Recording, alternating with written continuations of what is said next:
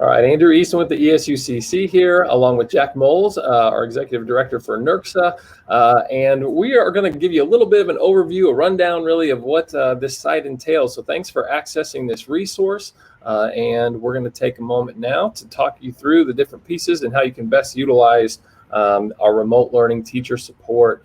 You'll notice here there's a big empty space on this version, but you're probably viewing this video in that open spot. And so to the immediate left of this video, you'll see that there are two documents. One is a checklist to help teachers organize their thinking. And as you click on that, it's going to open up a PDF that allows you to go through and just organize your thoughts. All right, we don't want to be overwhelming with teachers. We understand that this is a stressful move to this remote space for many, and you can feel confident when you know that you're able to get your thoughts together and organize and have really worked through it. And so we have a step-by-step process here for you where you can fill out the best ways to communicate with students, parents, think about your LMS, to communicate to students and parents some of this information with regards to how you'll deliver instruction, and really all the way down through that video conferencing, engagement strategies, etc.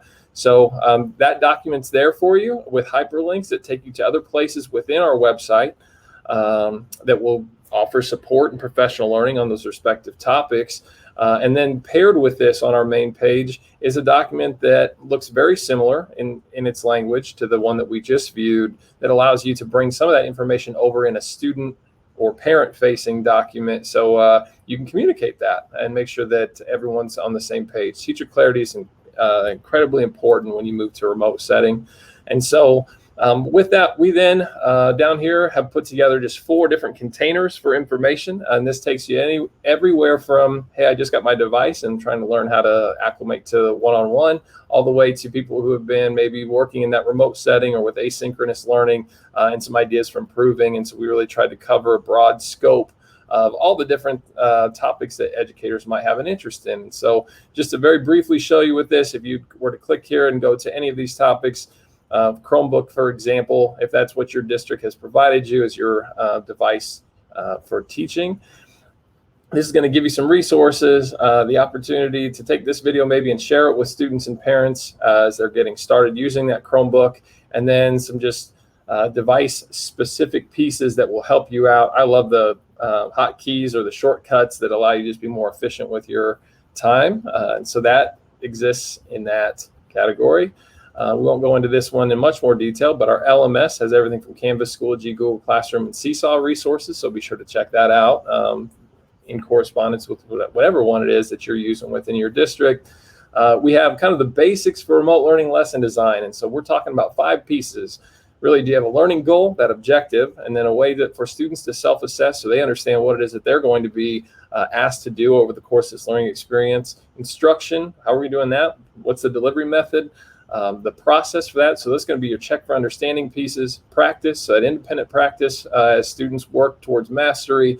And then product. And we have product down here because what does it look like to have assessment in that remote space when we can't always guarantee the fidelity of that the work reflects what the students know. And so we have some creative ideas for you there and resources with each of those respective parts. And finally, in our 4th category over here, ideas for improving at teaching remotely, we have put together a myriad of different resources, everything from leading whole group remotely and great engagement strategies, social emotional behavioral learning. And so certainly check out this page to extend some of the things that you've had a chance, I'm sure, to practice at some point over the course of the pandemic learning time.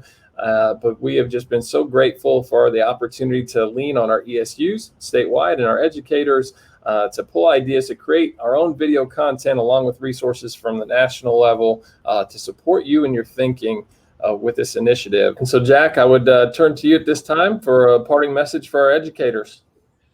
Yes, Andrew, thank you. NRCSA is the Nebraska Rural Community Schools Association, and we're made up of 213 member school districts, ESUs, and some colleges.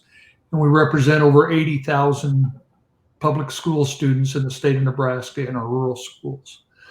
So this project is a collaboration between NRCSA and the ESUCC and all the ESUs. worked very closely together. It started out really as started out as a project with superintendents and ESU administrators, but we decided we needed to go to the true experts in these areas. And so we pulled in principals, some SPED directors, some tech directors, staff developers, teaching coaches, a wide variety of people to provide all the help in this document. I'm really proud of the collaboration that took place between the schools and the ESUs. It's a great partnership, and I think was really strengthened in this process. And so our hope for you, the teachers, is that what you have here is in this site is something that'll help you in your work. And we really appreciate the work you do.